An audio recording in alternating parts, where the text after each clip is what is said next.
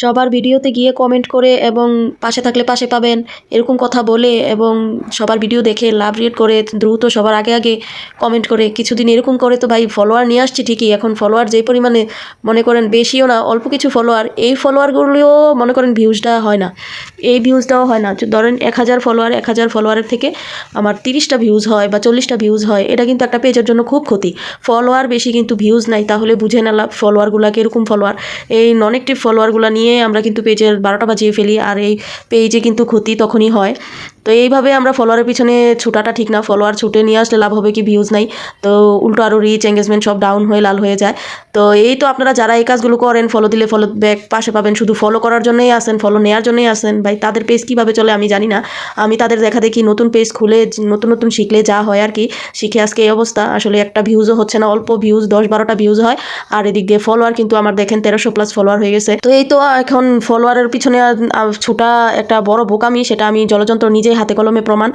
তো এই জন্যই আপনাদেরকেও বলছি ফলোয়ারের পিছনে ছুটবেন না, ভিউজের দিকেই মনোযোগ দেন।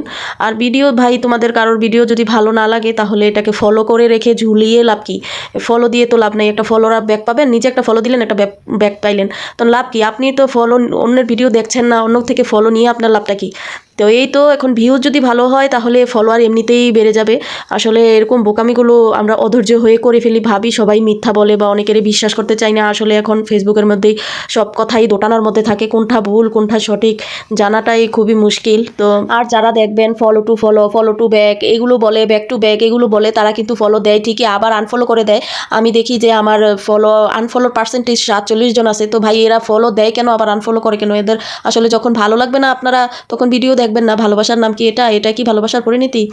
আসলে আপনাদের আমি রিয়েল লাইফে মানুষের কাছ থেকে ধোঁকা খাই, আজকে ফেসবুকেও ধোঁকা খেয়ে গেলাম। তো মানুষকে আসলে কোথায় যেয়ে যে বিশ্বাস করবো আল্লাহ জানে, আমি বিশ্বাস করতে পারতেছি না। ফেসবুকের লোকেরাও যদি এরকম করে তাহলে কোথায় যাব?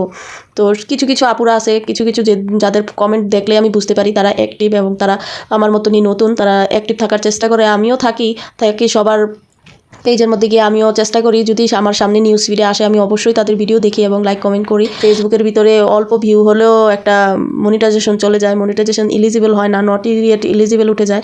এতদিন আমার পেজটা কিছুটা ঠিকঠাক ছিল, এখন এসে দেখছি যে সব কিছুই ডাউন হয়ে গেল। এই তো যাক, আশা ভরসা করি সবাইকে সুবুদ্ধি দেখ আল্লাহ। আগে ভিডিও দেখবেন, তারপরে ভালো লাগলে ফলো করবেন, এটাই তো ফেসবুকের রুলস, এটাই তো নিয়ম। তো এই তো এই কথা বলতে বলতে দেখুন আজকে আমি রান্না করছি, আজকে আমি ভর্তা বানাইছি, শুটকির ভর্তা, চ্যাপড়া শুটকির ভর্তা আমার খুবই পছন্দ। আর এই শীতের মধ্যে কিন্তু গরম গরম ভাতের সাথে ভর্তা দিয়ে খাবার খেতে কিন্তু খুবই ভালো লাগে। তো ভর্তা বানাইছি, আর 2 রকমের আলু ভর্তাও করছি। আলু ভর্তাটা অসাধারণ হয়েছিল খেতে, এইভাবে পেঁয়াজ বেরেস্তা দিয়ে আলু ভর্তা করলে কিন্তু অনেক মজা হয়। আর সাথে ওই মুরগি রান্না করছি বাচ্চাদের জন্য, মুরগি ওরা তো একটু মাংসটা পছন্দ করে, ছোটো মানুষ ভর্তাটা আলু ভর্তাটা আমার ছেলে আবার পছন্দ করে।